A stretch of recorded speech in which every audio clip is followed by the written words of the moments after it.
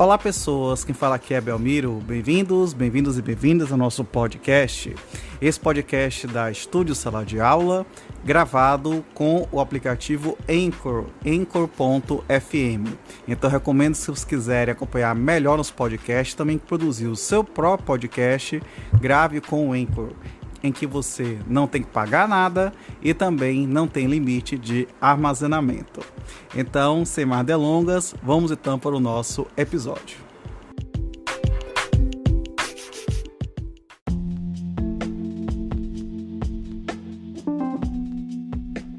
Capítulo 5 da conciliação no superendividamento, incluído pela Lei 14.181 de 2021.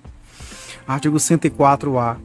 A requerimento do consumidor superendividado, pessoa natural, o juiz poderá instaurar processo de repactuação de dívidas com vistas à realização de audiência conciliatória presidida por ele ou por conciliador credenciado no juízo, com a presença de todos os credores de dívidas previstas no artigo 54-A deste Código, na qual o consumidor apresentará proposta de plano de pagamento com prazo máximo de 5 anos, preservado o mínimo existencial, nos termos da regulamentação e as garantias e as formas de pagamento originalmente pactuadas. Parágrafo 1º. Excluem-se do processo de repactuação as dívidas, ainda que decorrentes de relações de consumo, oriundas de contratos celebrados dolosamente e sem o propósito de realizar pagamento, bem como as dívidas provenientes de contratos de crédito com garantia real, de financiamentos imobiliários e de crédito rural. Parágrafo 2º.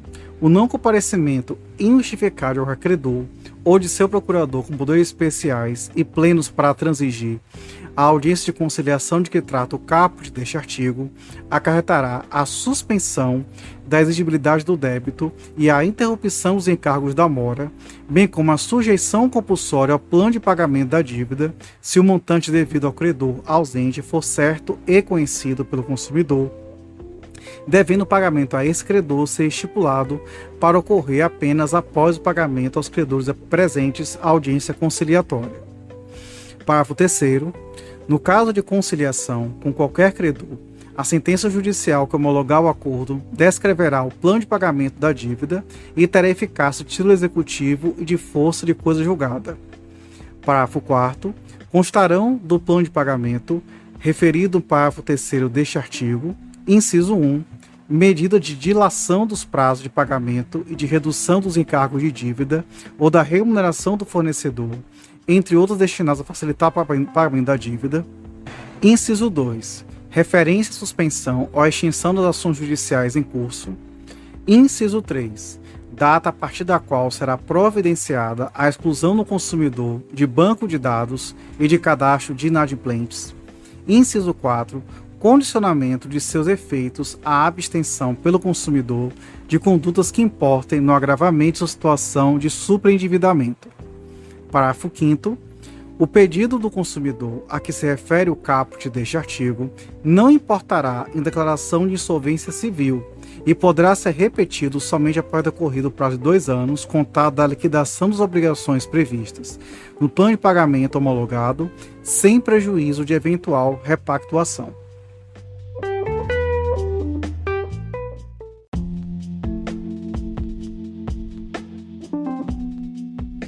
Artigo 104-B. Se não houver êxito na conciliação em relação a quaisquer credores, o juiz, a pedido do consumidor, instaurará processo por superendividamento para a revisão e integração dos contratos e repactuação das dívidas remanescentes, mediante plano judicial compulsório, e procederá à citação de todos os credores cujos créditos não tenham integrado o acordo porventura celebrado. Parágrafo 1º. Serão considerados no processo por superendividamento, se for o caso, os documentos e informações prestadas em audiência. Parágrafo 2º. No prazo de 15 dias, os credores citados juntarão os documentos e razões da negativa de aceder ao plano voluntário ou de renegociar. Parágrafo 3º. O juiz poderá nomear administrador, desde que isso não onere as partes, o qual, no prazo de até 30 dias após cumpridas as diligências eventualmente necessárias, apresentará plano de pagamento que contemple medidas de temporização ou de atenuação dos encargos. Parágrafo 4º.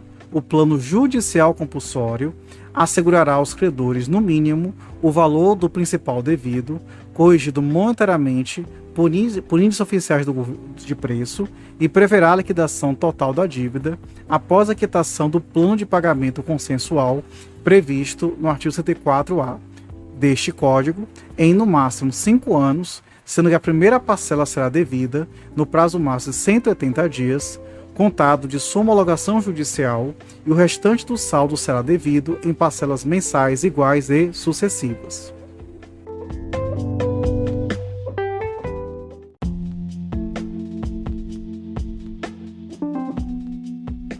Artigo 104-C.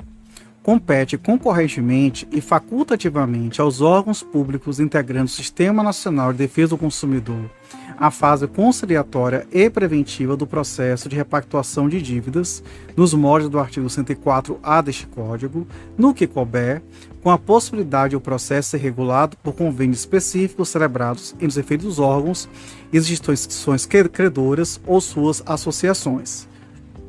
Parágrafo 1º. Em caso de conciliação administrativa, para prevenir o superendividamento do consumidor pessoa natural, os órgãos públicos poderão promover, nas reclamações individuais, a audiência global de conciliação com todos os credores, em todos os casos, facilitar a elaboração de um plano de pagamento, preservado o mínimo existencial, nos termos da regulamentação, sob a supervisão desses órgãos, sem prejuízo das demais atividades de reeducação financeira cabíveis. Parágrafo 2º.